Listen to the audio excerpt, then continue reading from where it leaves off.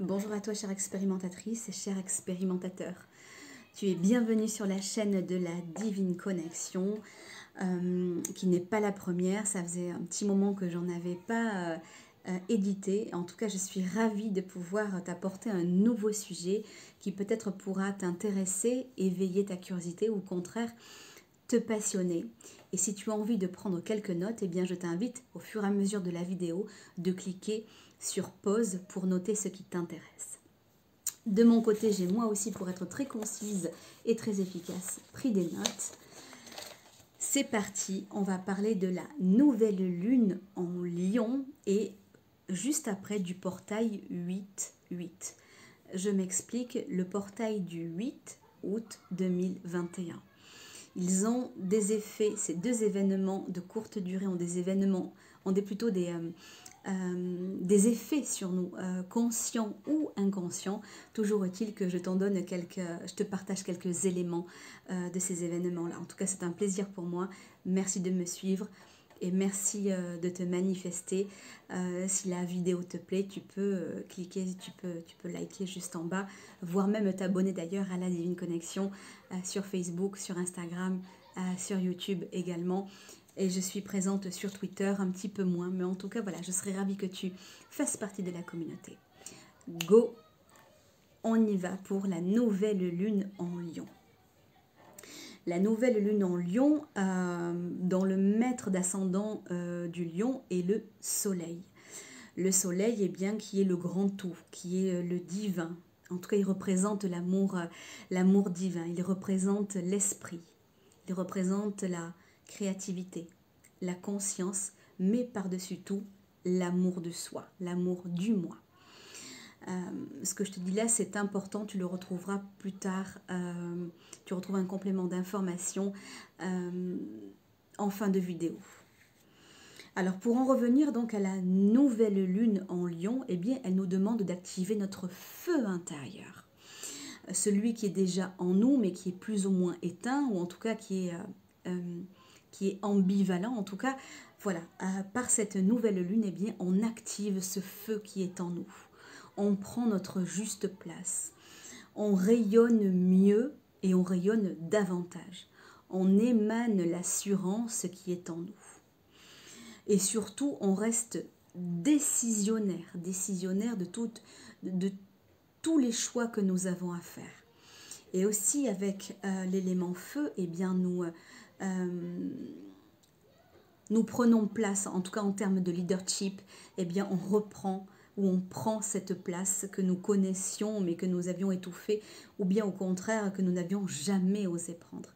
Voilà, donc faisons émaner également ce feu et ce leadership pour être toujours acteur de notre vie, acteur de notre cheminement terrestre. Ça, c'est très important. Donc avec le lion, avec la lionne aussi, avec donc la nouvelle lune en Lion, en tout cas dans notre individualité, eh bien, il y a une notion de puissance. Nous devons de nous réaliser en tant qu'être. Et aussi, nous devons démontrer beaucoup de volonté. Aller jusqu'au bout des choses, ce que nous avons entrepris.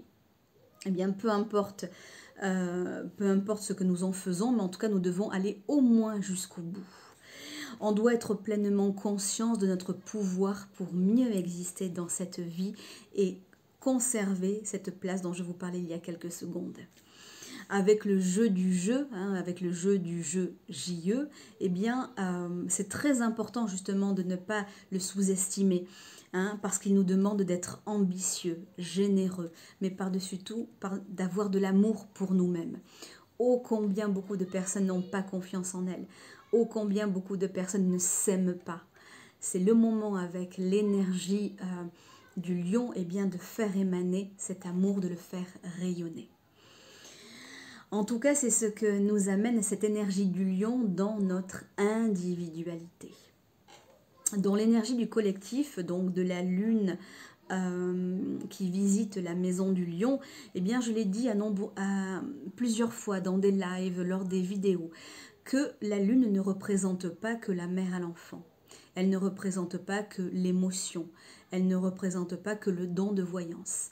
La lune représente également la foule, les autres, le peuple, le collectif, bref, l'ensemble.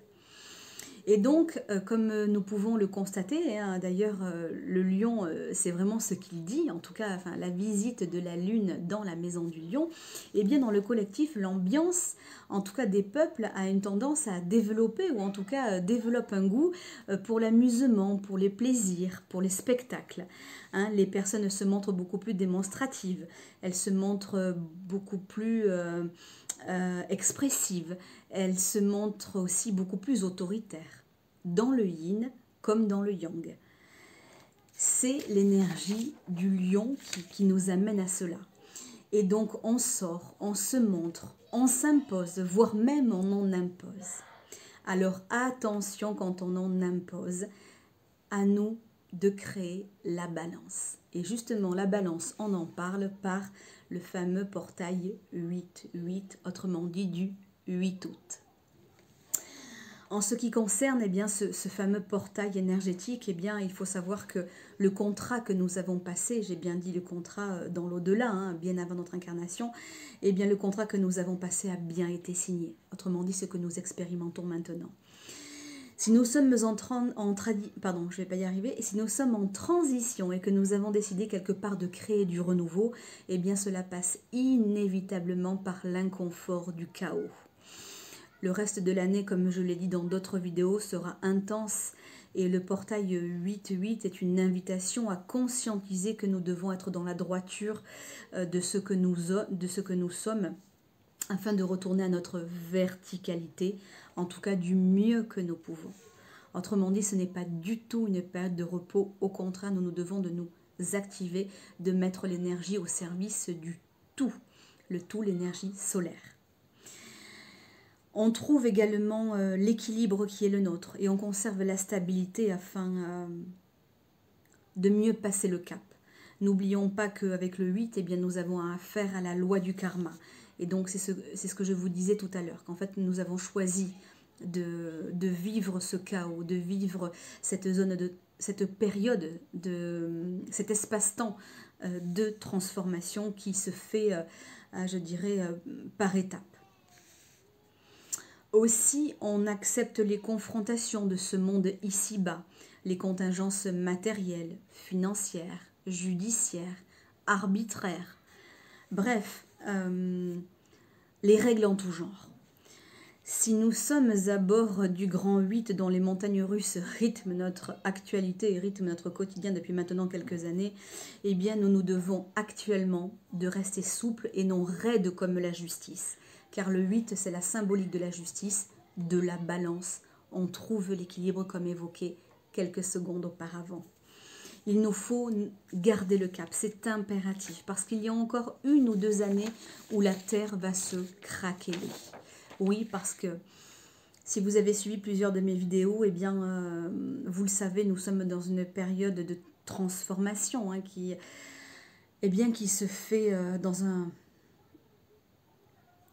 une difficulté, comme un accouchement difficile, laborieux. En tout cas, cette transition, eh bien, c'est pour une belle ascension dans quelques années. Alors, un seul mot, restez en notre centre. Restez en notre centre, bien aligné.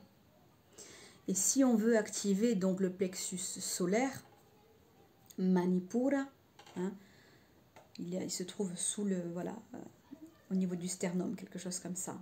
Si on veut activer Manipura, d'ailleurs sa couleur est le jaune, son élément est le feu, la planète auquel il est relié, ou plutôt les planètes auxquelles il est relié, eh bien c'est donc Mars qui est donc le guerrier, le déterminé, celui qui va de l'avant, coûte que coûte, je vais à l'affront.